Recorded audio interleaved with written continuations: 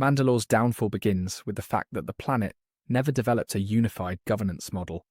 The society was structured around separated clans that operated with independent priorities, and internal competition, rather than shared interest decisions, were influenced by loyalty to lineages instead of stability or long-term planning. And without a collective identity, the culture lacked the infrastructure needed to establish durable leadership. The warrior culture described its identity through strength and individual prowess rather than institutional continuity. This made Mandalore resistant to long-term government, because any strategic decision could be challenged by anyone claiming superior combat ability. Structure requires consistency, but Mandalore rewarded disruption. Each clan interpreted honor differently, and those interpretations replaced policy with personal ambition. Because the foundation of power rested on challenge culture, Mandalorians often evaluated leadership by who could defeat whom, instead of who could manage resources, negotiate alliances, or sustain peace. Leadership changed hands frequently, and with each transition, priorities reset, making it difficult to execute long-term planning. Warrior identity made change dramatic rather than constructive. Deathwatch illustrates how internal ideology can destabilize a functioning system. Instead of supporting a peaceful government, they partnered with outside actors, including criminal organizations, to gain power. The focus was not improving citizens' lives, but proving ideological superiority. They valued reclaiming a version of Mandalore that existed centuries earlier, rather than addressing the world they lived in. When Deathwatch introduced a non-Mandalorian outsider into the leadership struggle, the underlying weaknesses of Mandalorian structure became visible. Authority shifted not through consensus but through spectacle. Maul took power by winning a duel, which revealed that Mandalorian loyalty centered on victory, not strategy. Governance based on outcome of combat lacks safeguards against manipulation by skilled opportunists. Once Maul gained power, the clans did not evaluate whether his goals aligned with their survival. They evaluated whether they were more aligned with warrior identity than the current leadership. By reducing leadership to combat transfer, Mandalore created an environment where strategic planning was irrelevant. When leadership can change based solely on the result of a single fight, stability becomes impossible to maintain. The Darksaber reinforced this structural flaw by functioning as a symbolic shortcut to authority rather than a sign of competence. Possession of the blade became the deciding factor in leadership, regardless of planning capability or governance skill. Mandalorians accepted symbolism over process, which replaced debate with ritual. This prevented the development of systems capable of managing long-term threats. Even when presented with clear evidence that their traditions created instability, Mandalorians adhered to precedent rather than adapt. Many believed that abandoning ritual would abandon identity, so they continued following rules that generated conflict. Their inability to update methods meant that internal tension repeated cycle after cycle, preventing progress. Because Mandalorians defined leadership through tradition, and spectacle, outsiders could reliably predict how Mandalore would react to provocation.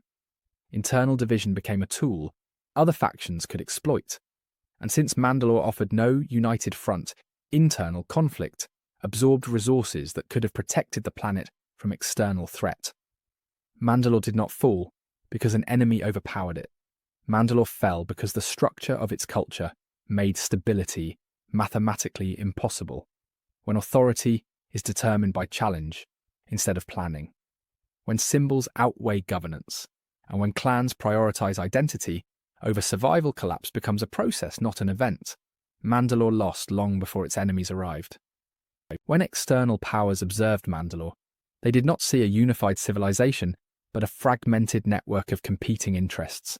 Instead of attempting to defeat Mandalore militarily, the Empire waited while internal conflict consumed resources and leadership capacity. Mandalore offered no stable point of negotiation because the political structure reset every time authority changed hands without a predictable chain of command. Mandalore could not coordinate a unified defense. The Empire recognized that Mandalorian leadership was reactive rather than proactive. Strategic resistance requires centralized decision-making and long-term planning. Mandalore operated with short political cycles driven by challenge culture. When Mandalorians focused inward, the Empire mapped clan divisions, alliances, and ideological differences to determine where pressure would produce the highest return without engaging in open conflict. External infiltration did not begin with force, it began with leverage. Some Mandalorians offered partnership to Imperial representatives in exchange for advantages, resources, or political recognition. Without analysing long-term cost, the Empire used cooperation to build influence inside the culture.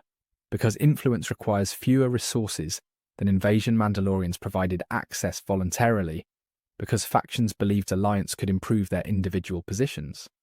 Over time, the Empire presented itself as a stabilizing structure. Mandalorians who had grown frustrated with internal chaos viewed outside authority as a solution rather than a threat. Collaboration was framed as efficiency, not control. And the Empire used that perception to gain administrative footholds. Mandalore became dependent on an external structure because internal governance had no standard procedure for managing long-term planning.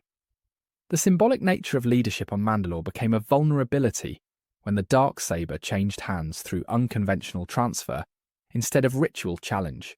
Internal confidence in the leadership model. Fractured clans who valued tradition, rejected the legitimacy of the authority.